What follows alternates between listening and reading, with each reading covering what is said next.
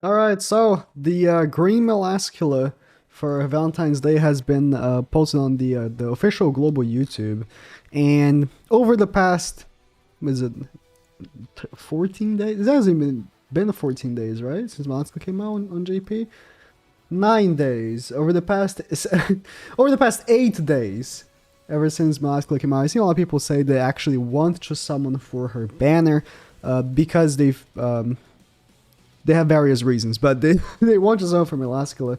So I'll toss in my recommendation. I'll say this Melascula is quite decent. I have had fun using her for a few videos here and there, but I would say for the most part, it's a banner that's a very easy skip. Melascula by herself isn't a bad unit. Her passive is quite decent. You know, the best thing is not even like the the stab buff increase. Is like if you're facing a Kyo, his passive just straight up doesn't work. So it's a really nice touch.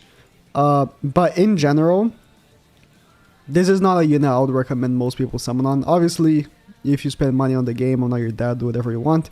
But there is a banner coming on JP next week. If we follow up, because I like to say that history repeats.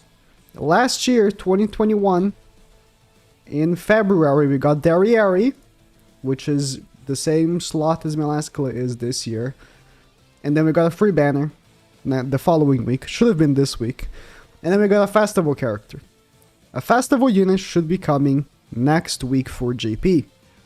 Meaning, if you use your gems for Melascula and the next festival character is insanely busted, well, you played yourself, I guess.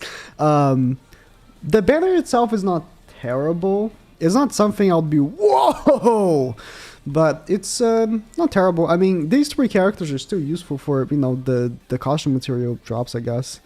Blue Derriere is still decent. Blue Arcturus is okay. She's okay. Blue Merlin is very good.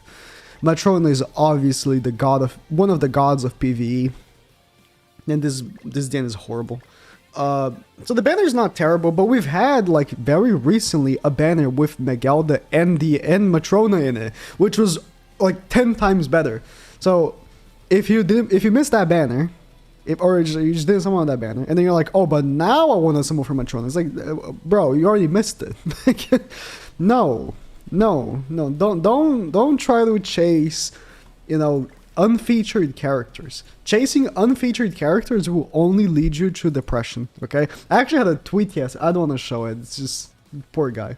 He was actually, like, very upset on the tweet. He said that he used, like, I don't even know how many gems on the, what banners went on Global?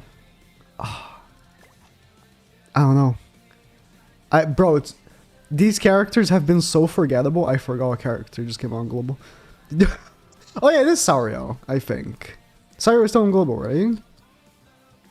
No, Scotty. Yeah, he said he used, I don't even know how many gems on the Scotty banner and could not pull Matrona. Or Megalden, whichever one he's summoning for. So it's like, chasing unfeatured characters is brutal. You don't want to do that. Especially, because here's the thing. If you're summoning for like a festival banner, right? And you're chasing an unfeatured character on a festival banner, at least there's multiple other good characters in that banner. Here, the only character I would say is like necessary for like a box to be considered even good is Matrona. Merlin's very good for PvP, of course, but there are other options. Matrona is like the only actual like good taunt character in the game. Like, oh, at the end, blah blah blah. No, Matrona blows every single taunt character out of the water. It's not even close for PvE. For PvE specifically, not even close. So it's like, yeah, obviously Matrona, but that's it. So Melascula, I don't recommend summoning personally. Again, we're having a festival coming next week. Should be honestly, I don't know who's gonna be. I mean, I'm assuming it's the list that's been leaked, and what I'm also assuming will happen is that list will be made for the new deer activity. So right now, go back to the game. The deer is like, I mean, if you've tried it, it's very annoying.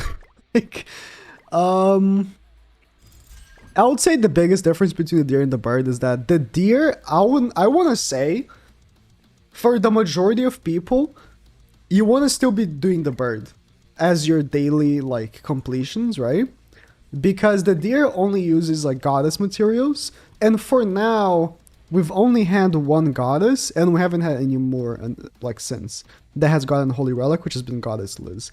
So if you want the holy relic for like Tarmio or Sario, I mean you can just grind I guess stage 1 and 2 and every week and get like 3 per week, and when those come out you can do them as at launch.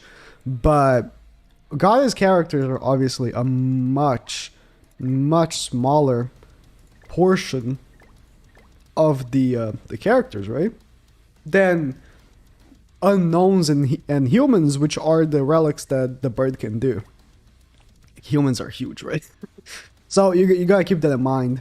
But I'm thinking the next festival character, if it is this like Elizabeth, it will definitely be a character that will make the deer a joke, and then it will be like stupid easy for us to make, you know, goddesses holy relics, and you know, whenever Mael comes out, he's gonna also need a holy relic from that stage, right? So because holy relics, I mean, don't necessarily have to be for old characters first. They released Megalda's holy relic already, and it was really good. You know what I mean? So I don't know. I think that summoning for Melascula ends up being like not very smart, because I have used her for PvP. She's decent. Like she's pretty good, especially when you face a Kyo. Like it's like yeah, your Kyo just doesn't work. Like, really good.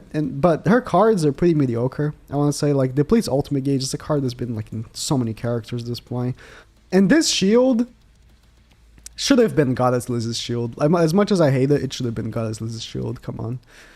But and the ultimate is okay. Like it has a decent multiplier, but it's okay. It's okay. So I would say, and I've used her obviously for the bird, which was pretty dog shit. I mean, I won't say dog shit, but she was dog shit because the bird lowers your lifesteal, right? So her passive barely worked.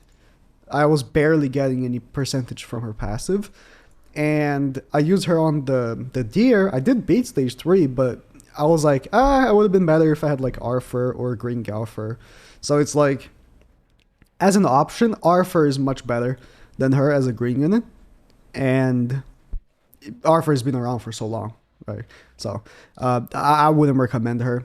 I would say wait for the next banner, and I wouldn't recommend chasing Matrona or who's in the Skadi banner. Is Skadi still alive on JP? Let me check. She's not. Okay. But don't chase unfeatured characters on banners that don't have like that many good unfeatured units. You're just gonna get shafted. It's the law of the universe.